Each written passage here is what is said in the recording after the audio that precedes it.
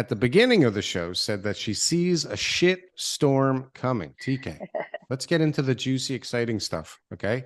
Why does someone from your perspective feel that way? What do you see coming and why?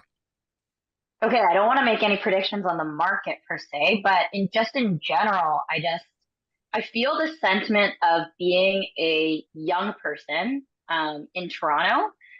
It's getting tougher and tougher. I just feel that just around, my circle and just seeing social media. Everything is unaffordable. When it comes to housing, even my clients who are, within that top 1% of our age group, they're the only ones that can afford it. And even still, they're having issues affording it. Most of the time, the first time home buyers, um, whether people want to believe it or don't want to believe it, most of that down payment is a parent's gift, or they've been saving for a really, really, really long time. It's just so hard at these prices to come up with that down payment in cash in today's day and age. And me, a millennial who is in the real estate market already, I feel for my generation, the generations to come, because I just don't see how on paper in an Excel spreadsheet at certain income levels, how you can possibly afford owning a home going forward. It's the future has got to be living in small spaces, condos, which I think we as a society in Canada and the US maybe are not so prone to. But if you look at other parts of the world, like that's very common, right? To grow up in a duplex, to grow up in a condo.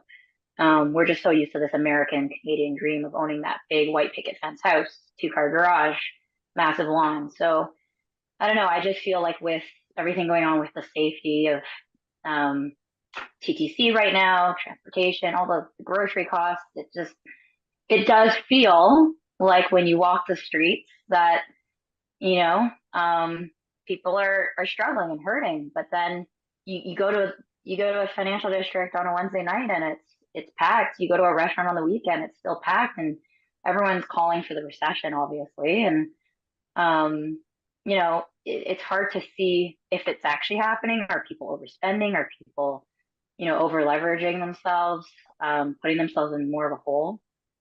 Yeah, what the I hell just, are people doing right now? Because we have a friend. She came over last night, and she was saying that when she goes downtown, she doesn't feel comfortable anymore, and she's like, yeah. feels like she's got to like clutch her bag, and like everybody. She called everybody zombies, and I was like, whoa, like I mean, I haven't been downtown, walking around for that for a little while, but like it hasn't been.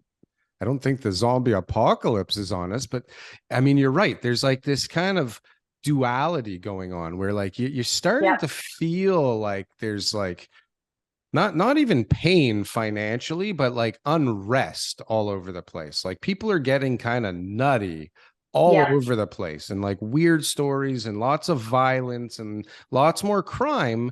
But meanwhile, like go to the theater, go to a movie, go to a dinner, like go to a gym, like go anywhere that it costs money to get into, and it Yep. is packed, like packed, Packed. Makes no packed. sense, right? And it's not cheap. Like these are not cheap things to do. These are all well overpriced, horribly, serviced. Like they're not good products. They're just things to do.